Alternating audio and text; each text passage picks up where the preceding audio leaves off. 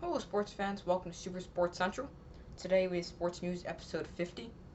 So, last week would have been Sports News episode 50. However, I was out of town, so there was no. So, we're doing Sports News episode 50 this week. So let's just jump right in. Some NHL news to start. The Maple Leafs, their forward Austin Matthews has wrist surgery. The NHL is going to allow ads like advertisements on the jerseys starting the 2022-2023 season. Predators re-signed goalie Saros to a 4-year, $20 million contract. Good move by the Predators to re-sign him because he did perform pretty well last season. And Joe Thornton is going to play a 24th NHL season after signing a 1-year contract with the Florida Panthers. Let's go over to the NBA. 76ers and center Joel Embiid agreed to a max extension. 4 years, $196 million. So now he is signed through the 2026-2027 season. Kawhi Leonard re-signs with the Clippers on a 4-year, $176.3 million contract after earlier this offseason declining a $36 million player option. Marcus Smart agrees to a 4-year, $77 million contract with the Boston Celtics. The Clippers and Grizzlies have made a trade.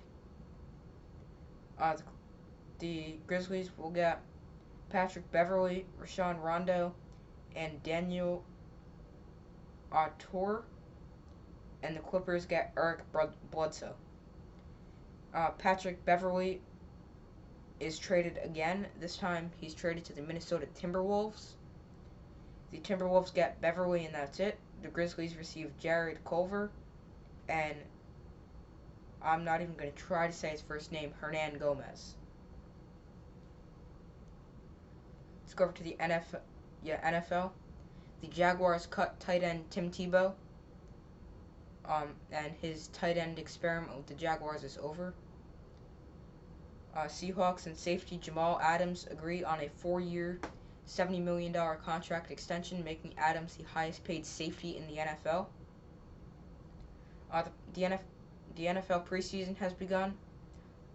So this really doesn't really mean that much except for some key battles, like starting role battles, like examples. Jameis Winston and Taysom Hill battling it out for the Saints quarterback position. I think it's going to be Winston starting. But I do think Taysom Hill will still have the role he had last year, like being like kind of the utility man. Broncos quarterback competition, Drew Lock against Teddy Bridgewater. I don't really know who's going to win this competition. It's pretty even at the moment. And then Jaguars.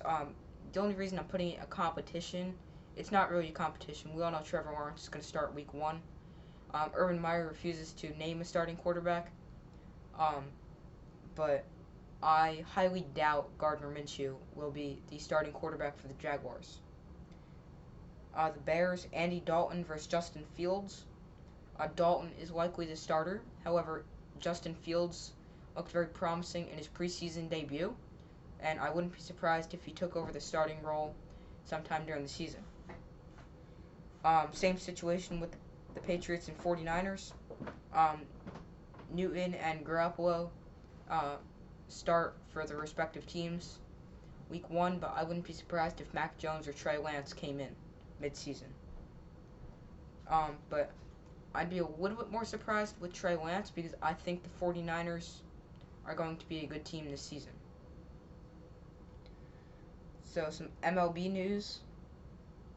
The Yankees are unsure if outfielder Clint Frazier will ever play baseball again after being removed from a rehab assignment game with dizziness. Frazier has been on the injured list since June 30th. It was originally called a vertigo, and then it was dizziness and now potential vision problems, and he was transferred to the 60-day injured list. Starting pitcher Jake Arrieta signs with the Padres and will make his first start with the Padres tomorrow, which is Wednesday. Blue Jays placed center fielder George Springer on the injured list with a left knee sprain. Padres placed starting pitcher Yu Darvish on the injured list with a back injury. That's probably part of the reason why they signed Arrieta, because Darvish is now on the injured list.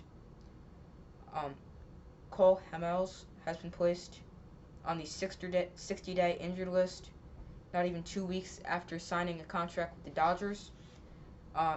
The injury has not been specified, but his season will end, and he never got to pitch for the Dodgers. Joey Votto gets his 2000th career hit. The Field of Dreams game, the White Sox and Yankees played for the first ever MLB game in Iowa.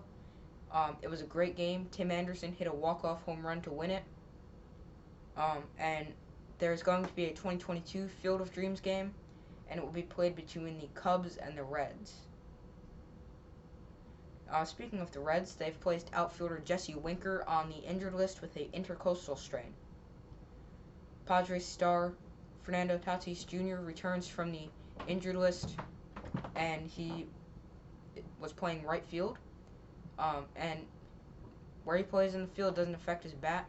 In his first game back, he hit 2 home runs. Yankees have activated some players from the COVID-19 injury list. Garrett Cole was activated yesterday. Jordan Montgomery and Gary Sanchez have been activated today. Montgomery started Game 1 of the doubleheader against the Red Sox. They won that game 5-3, and they just won Game 2 of the doubleheader 2-0. And Anthony Rizzo is also close to returning from the COVID IL. Tyra Gilbert, Diamondbacks starting pitcher, throws a no-hitter in his first MLB start. He's the 4th ever MLB player to accomplish that feat. The best teams in the MLB, the Giants, 77 and 42, the Dodgers 73 and 46, and the Rays 72 and 47. The worst teams, the Pirates 42 and 77, the exact opposite of the Giants record. The Orioles 38 and 79, and the Diamondbacks 38 and 81. So we do have a few soccer things. Lionel Messi is leaving Barcelona, and he has signed a 2-year contract with Paris Saint-Germain. And U.S. Women's National Team star Carly Lloyd announces her retirement. She will play in 4 international friendlies coming up in September and October. 2 in September, 2 in October. So, thank you for watching. Make sure to like, subscribe, and comment. And I will see you for any other breaking news. Otherwise, Tuesday for sports news.